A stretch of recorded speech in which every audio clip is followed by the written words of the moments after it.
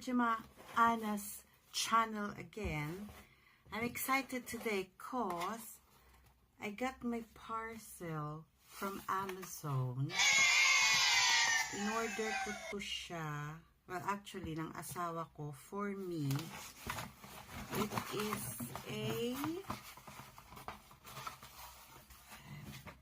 it's a selfie stick integrated tripod. Meron na ako. Meron na akong tripod. Kaya lang, maliit siya. So, sabi ko, mas maganda kung meron ako yung nai-extend siya ng patas ng ganon. Kasi, yung last vlog ko, when I was cooking adobo, ginamit ko to. Nung nilagay ko siya, ka-level lang siya nung pinaglulutuan ko. So, hindi masyadong kita yung paglalagay ko, yung mga gano'n, yung mga ek-ek.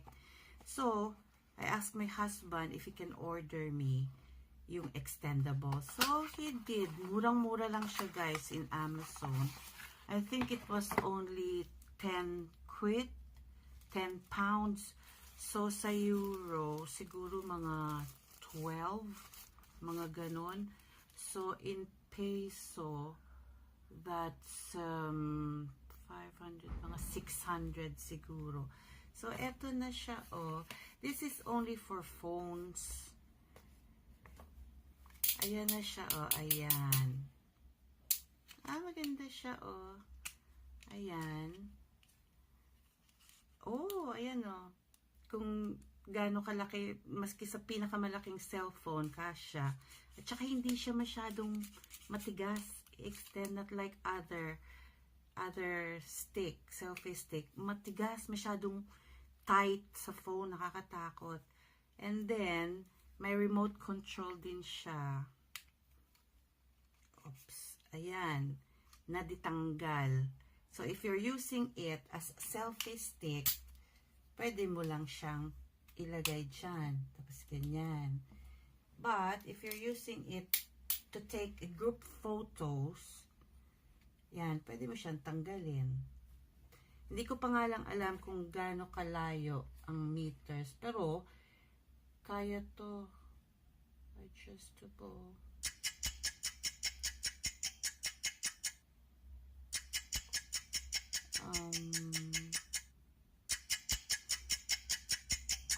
Hindi ko pa siya makita kung gaano kalayo. Yung range, pag ginamit yung remote control. Anyway, ayan siya. Tapos, extendable siya ng ganyan. Tapos, ayan, yung kanyang stand. So, ayan, cute siya, diba? Kakaririn ko na kasi yung pag-vlog ko since I am enjoying it. So, why not? O, diba? Wala naman akong ginagawa kasi dito lang ako sa bahay. So, why not do things that you enjoy, diba? Yun nga na, ito yan, pang phone siya. Ito, yung aking luma. Sabi, hindi naman kalumaan because I have this for about 2 weeks yata pa lang naman. Ito naman siya is for camera din at the same time. Ayan. Pwede rin siya gamitin sa camera at saka sa phone. Kaya, gusto ko siya both. At diba? Pareho siyang useful. Tsaka ito, ayan, medyo mas maliit siya. Although ito maliit din naman, kakasya din naman sa bag at saka sa pocket. So, ayan. Yay! I'm satisfied. Kasi maganda yung product. At saka mura. Yun ang importante pati, diba? Mura siya at saka maganda. I will be testing this because I'm planning of baking a fudgy brownie. So, testing natin. Ayan, no, sa bagay, oo, yung angle niya kasi, para pag nakastand siya ng ganon, i-bend lang siya ng ganon. So, kita na, di ba, yung focus. Not unlike this one, limitado yung kanyang pag-bend. Hanggang ganon lang siya. Hanggang ganyan lang. So, pag nakatayo, hanggang ganyan lang siya. Di ba? So, mas advisable ito pagka you're doing something, mga baking, mga cooking. So, see you guys! Inaayos ng asawa ko yung fence namin. Natumba kasi sa sobrang lakas ng hangin.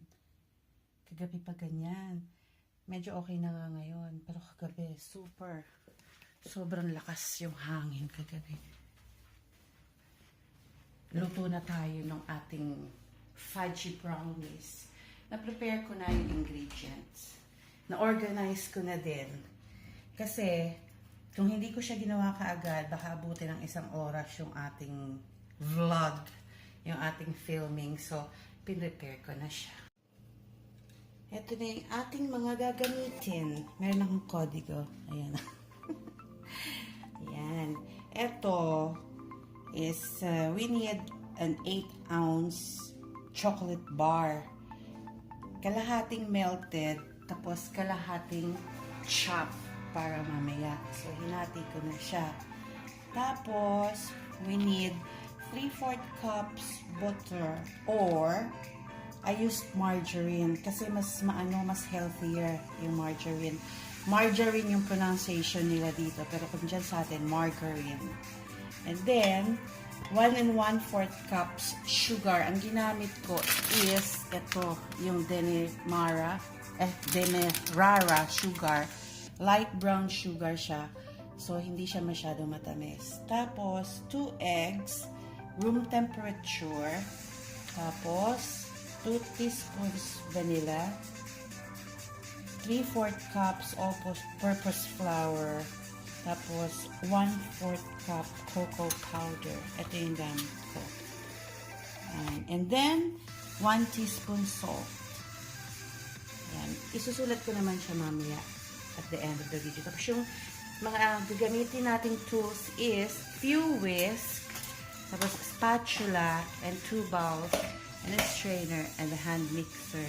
Tapos ito, mamaya ito siya, pangpantay dun sa pag nalipat na. Ito, naka-ready na yung aking square pan lined with parchment paper. Ready na siya for later. By the way guys, hindi po pala ako professional chef or professional baker. Natutunan ko lang to dun sa pamangkin ko. Yun, siya talaga. She studied culinary and she had 2 courses of culinary. So natuto ako at nagka-interest ako na mag-bake nung dumating na ako rito kasi nga wala nga akong magawa. So ayun, pinagtiyagaan niya akong turuan. Ito yung pinaka-takot akong gawin. Yun sa pagluluto ng mga ulam. Yun, oo. Pero ito, yung baking, pinaka-takot akong gawin siya. Kasi natatakot ako na baka mag-sag or baka maging bato yung cake. Kasi nga, di ba yung mixing is my style. So, hindi ko siya, talaga, takot ako noon. Kaya, yun, pinagtiyagaan ako turuan ng pamangkin ko na si Mea ng pangalan niya. Hi, Me! Thank you! Ayun, hanggang sa nagtuloy-tuloy na. Practice makes it perfect daw. Although, hindi pa naman talaga perfect. Pero, kaya na. Kumbaga, may courage na ako na mag-bake. So, anyway, ayan, nakapilit na yung oven natin. Nakapilit na siya sa 180. Ayan, umpisa na natin. First step, mix natin yung butter. Margarine. Ayan, medyo namuuna siya, pero okay lang. Kasi i-mix naman niya.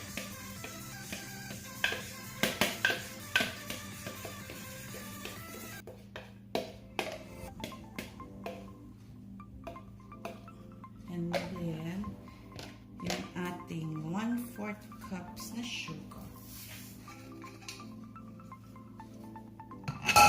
Oops, sorry.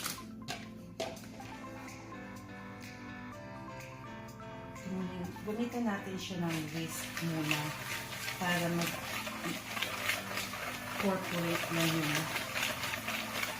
butter or margarine at sugar. Ito lang, ang problema lang kasi dito sa light brown sugar, medyo matagal siya ma-dissolve kasi malalaki yung butil niya. Ito na lang.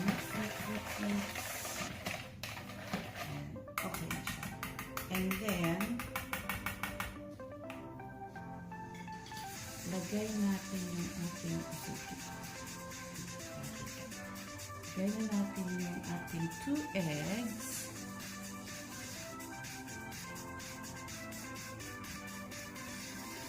And, 2 teaspoons na vanilla.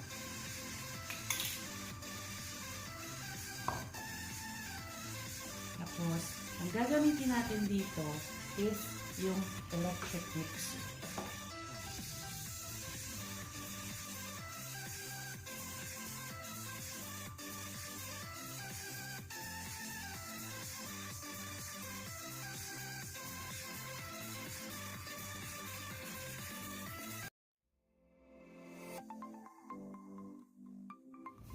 Tapos natin ma-mix yung ating eggs and vanilla, lalagay na natin yung ating cold melted chocolate.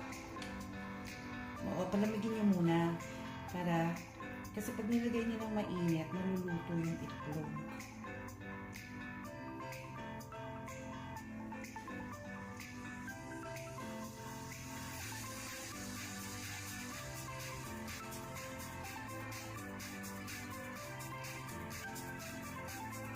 Sarap. Sarap naman. Ang ginamit kong chocolate, by the way, is for baking.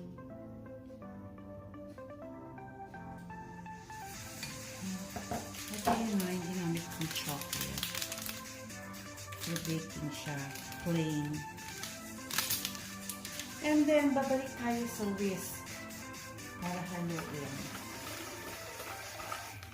Hanggang sa mag-corporate lang siya. Hanggang sa mag-corporate siya.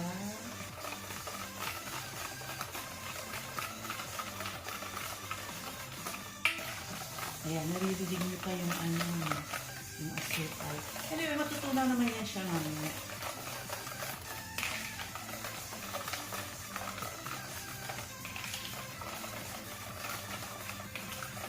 And then, ayan na. Halo na siya. Set aside. Get your other bowl and a salaan because we're going to sift the all-purpose flour.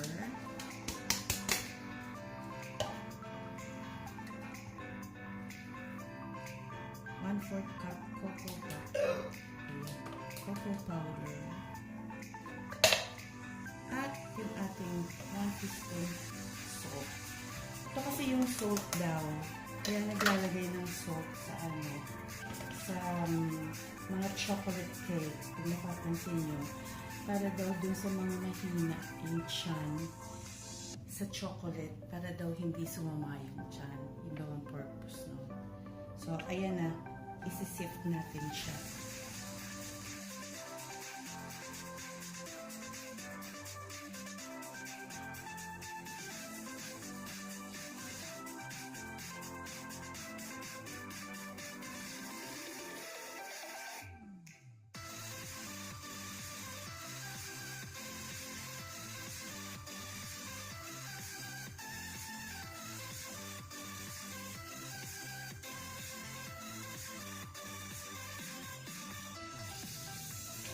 So, ayan. Tapos ang ating sift.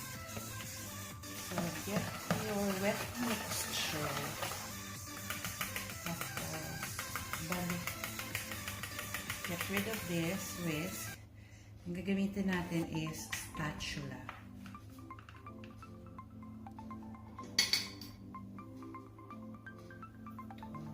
Kasi i-fold natin yung dry. Tapos yung inyong yung sinif nyo, medyo haluin nyo.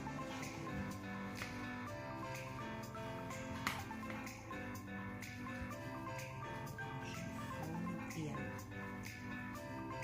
Fold in method lang ang gagamitin natin kasi since this is brownies, hindi siya dapat gamitan ng electric hand mixer kasi magiging, yung texture niya, pag ginamitan ng hand mixer, magiging cake-like. E diba yung brownie is medyo dense. So, fold in lang siya, ganyan.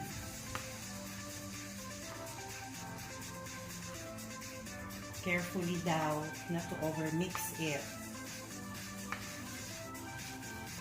By the way guys, itong recipe na ginagaya ko, this is not mine. Credit to the owner. Kung sino ka man, hindi ko na matandaan kung saan ko siya kinuhang recipe. But mostly, nakukuha ako sa Facebook or sa YouTube. Ngayon na sila.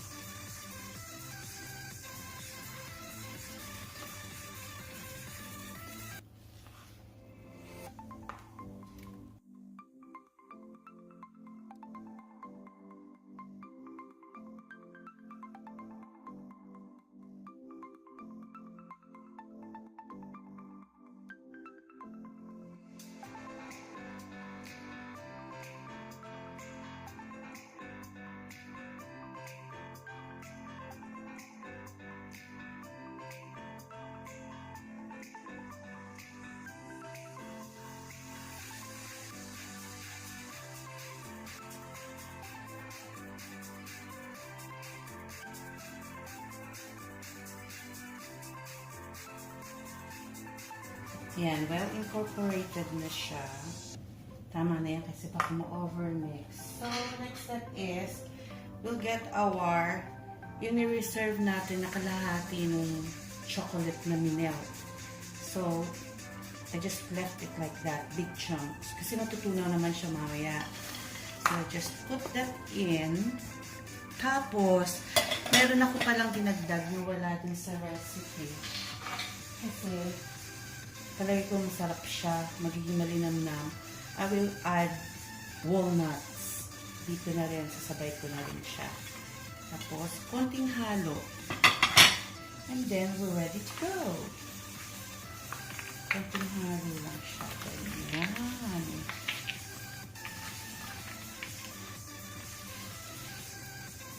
So, parang first time ko yata ito-try ito na gawin. Itong recipe na to. Nakagawa na ako dati ng brownies. Pero ibang recipe yung ginamit ko. I decided to try this recipe kasi meron siyang chocolate chunks. Mukhang masarap. So, ayan na. I-transfer na natin siya sa ating naka-ready na parchment paper. Lined na pan.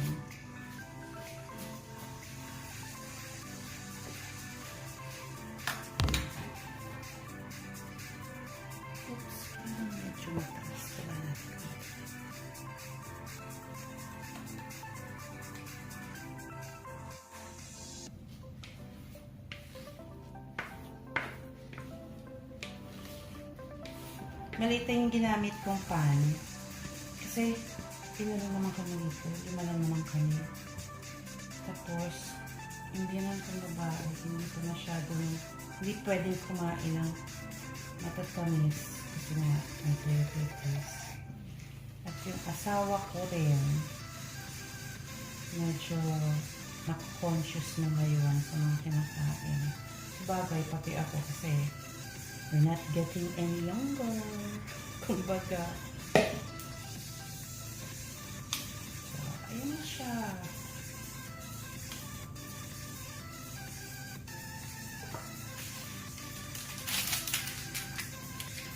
Ayan, so sticky. I can imagine.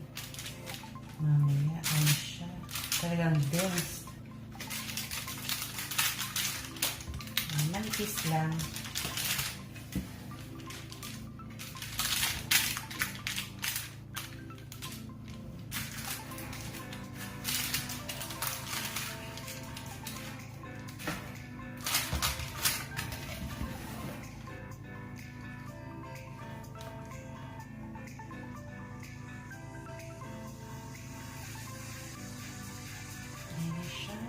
Ready to go. At ready na rin ang aking oven. Kanina ko nakapreheat. Ayan. And tada! Lagay na natin siya sa oven.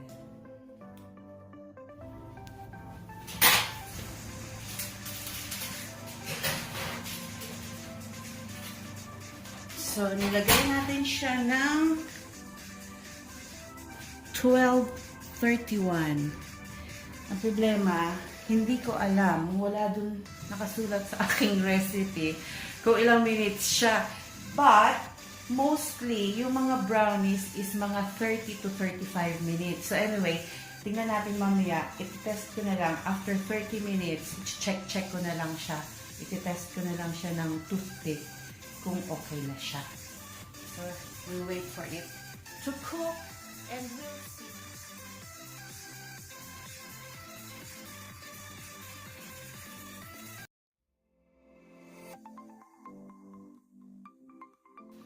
Mag 30 minutes na siya. Yan, 1 minute. Bago mag 30 minutes. Oh, looks nice. Ayan, oh. Ang sarap. Oh, test natin. Oh yeah, it's okay. See? 30 minutes lang siya. Labas na natin. Oh, yummy brownies.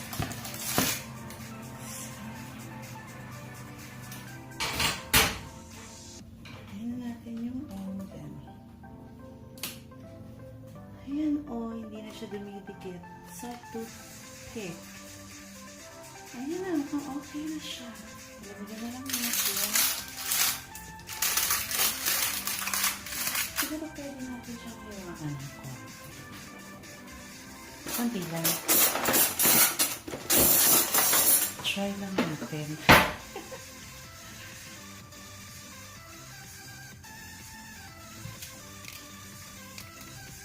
Oh, I can feel the ano. Ayan o, tama lang yung texture niya. Ayan o.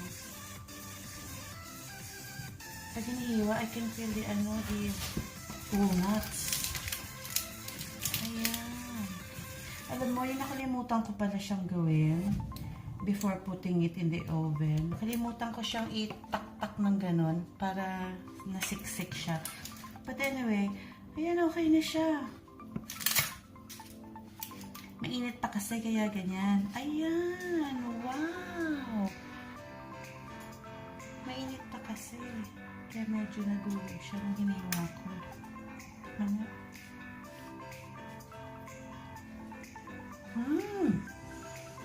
Ang sarap!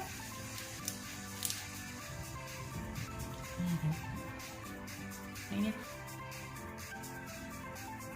Ayan yung walnut. Ay, patay! Sorry. Sarap. Tama-tama lang yung tamis. Ouch. Mainit. Tama lang yung tamis niya. Kasi mayroon pa naman tayong nilagay na chocolate chunks, diba? So, ayan na. Yung ating fudgy brownies. So, I hope you enjoy the video, guys. And please, don't forget to hit like and subscribe as well. Thank you so much, and hope to see you again on my next video. Come on, let's eat.